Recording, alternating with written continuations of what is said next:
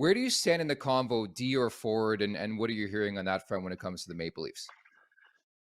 Well, originally, you want to go back to the start of the year. I looked at their defense and thought that that was probably the area that they were going to address.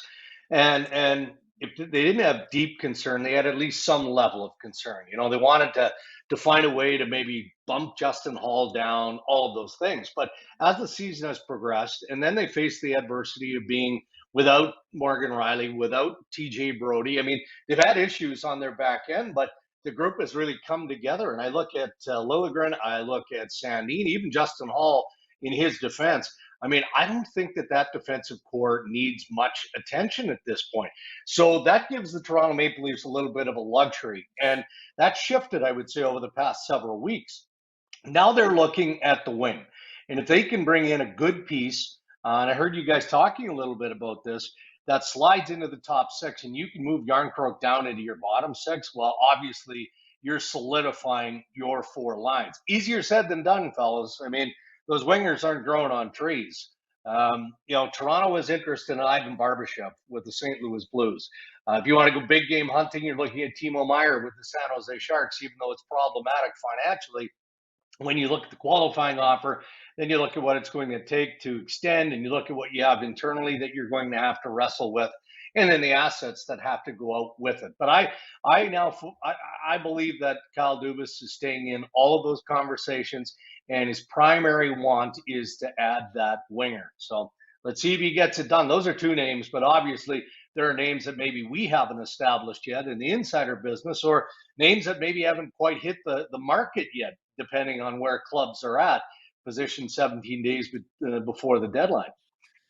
So, to the best of your knowledge, and I'm sure you've seen the news now, Vladislav Gavrikov here of the Columbus Blue Jackets. Do you think that Yeah. that's something the Leafs would be poking around on? And can you set the record straight on the trade-related reasons, like we saw with Chychrun on the weekend?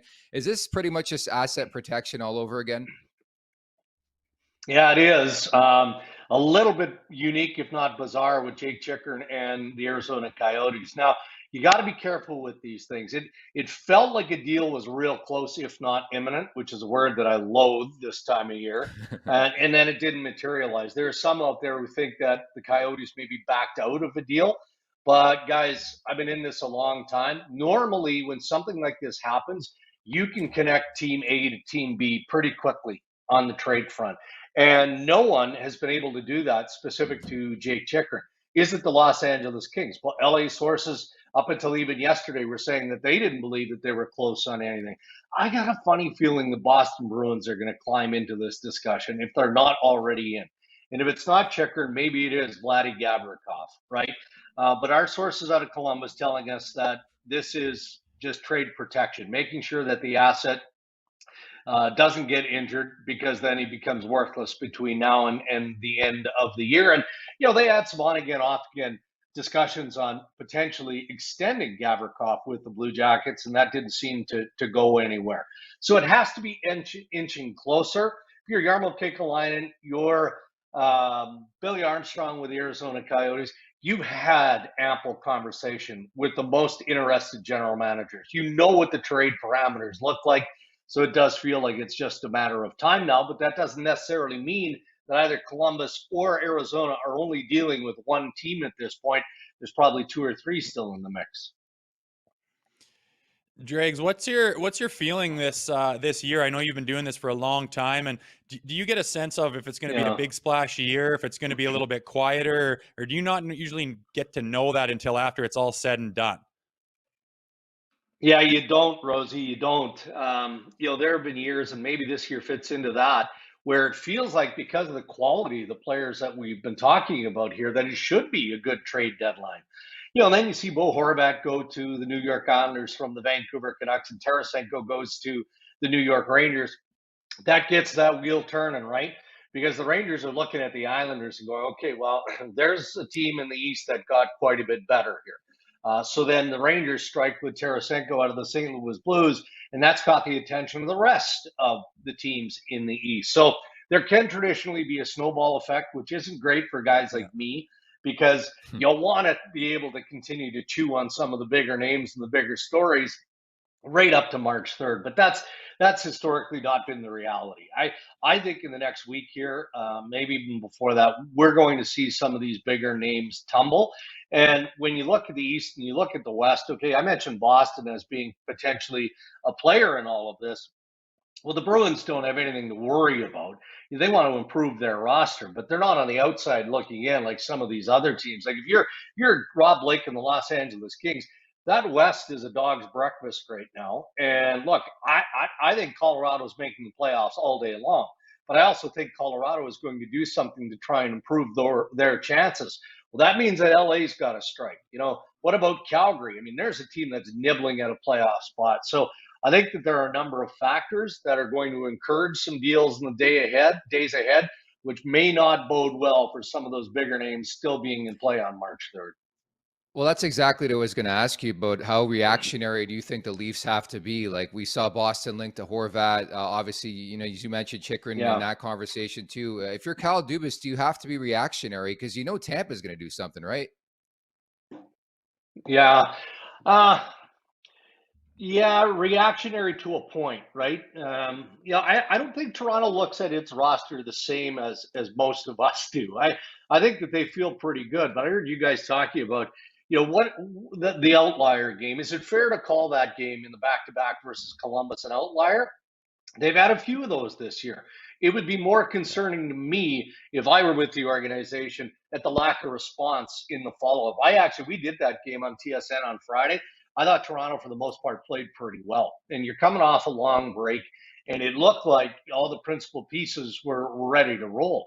And then you watch those same men play on Saturday, and they look completely out of sorts. That looked like the game that they should have played the night before.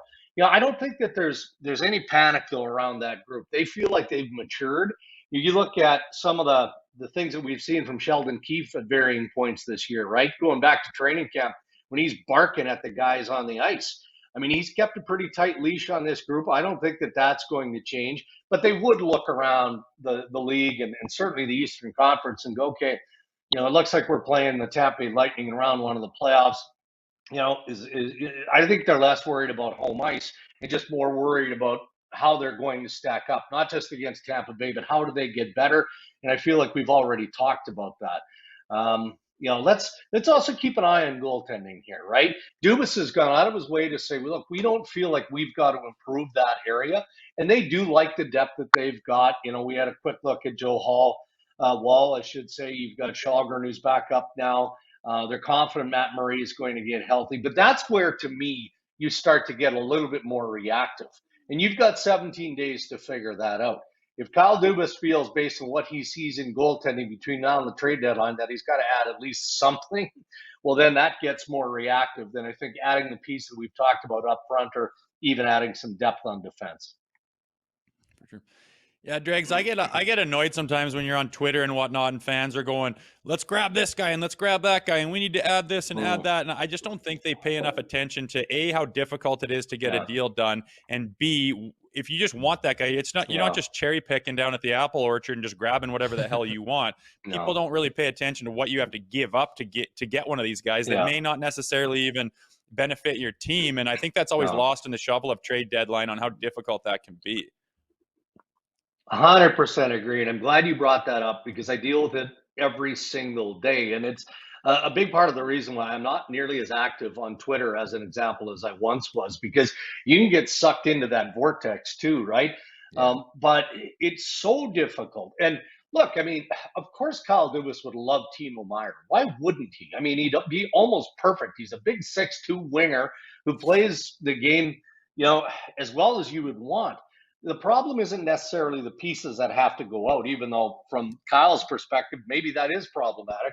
It's how do you manage it after that fact? And when you're a cap team like the Leafs, you don't really know what the salary cap is going to climb to for next year. Is it staying at the 1 million flat? Could it go up to 3 million if the Players Association engages? Yeah, all of those things could happen.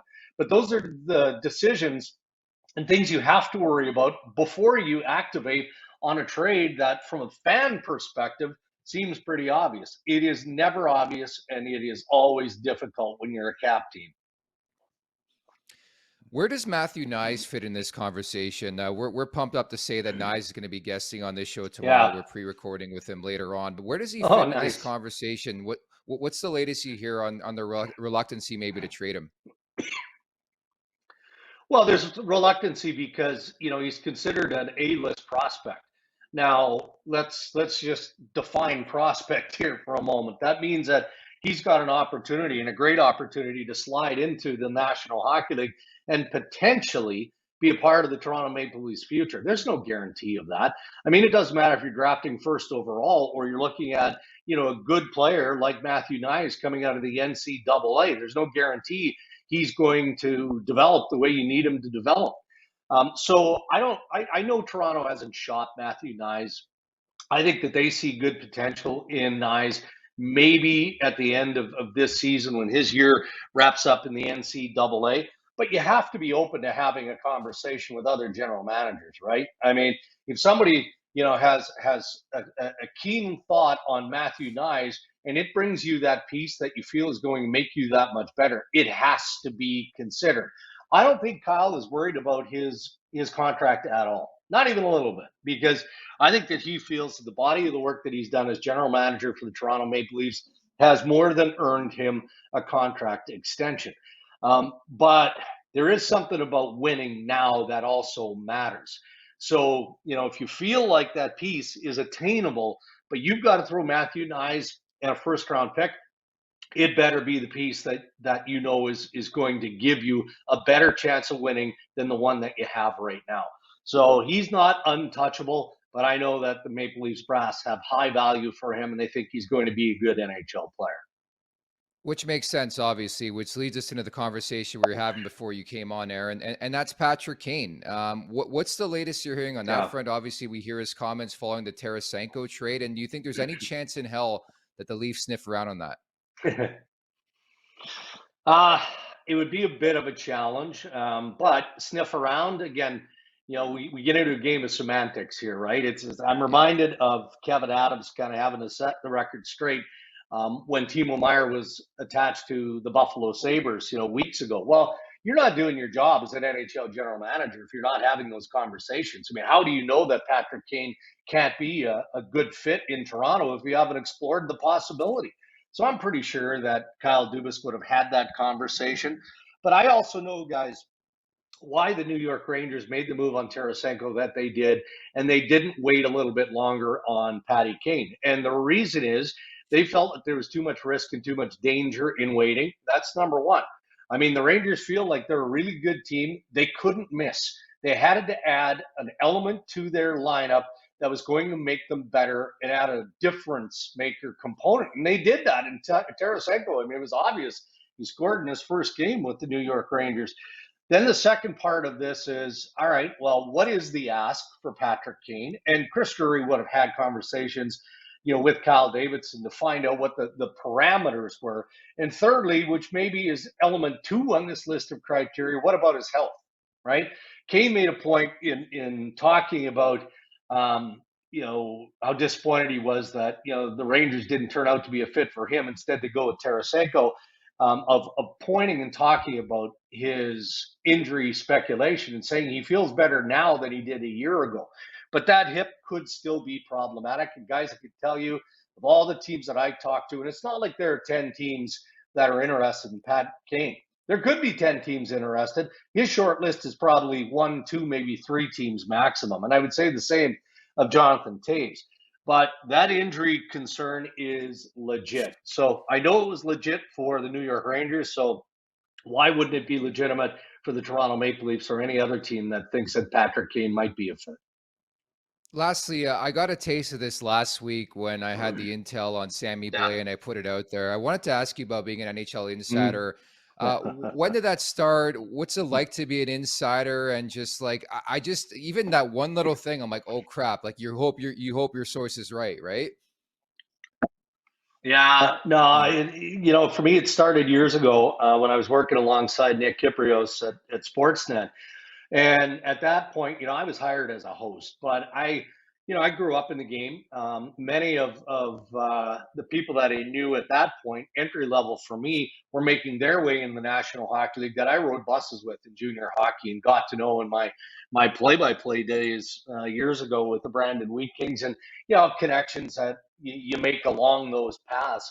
And where it started, it's kind of a weird story, and I wouldn't say it was the first trade that I broke back in the day, but I literally got a call. I think it was Tony Amonte at the time, and he was standing beside a good buddy of mine, Kelly Buckbarger. We grew up together in Langeberg, Saskatchewan, and I get this call, and it's from Bucky, and he's like, "Hold on a sec."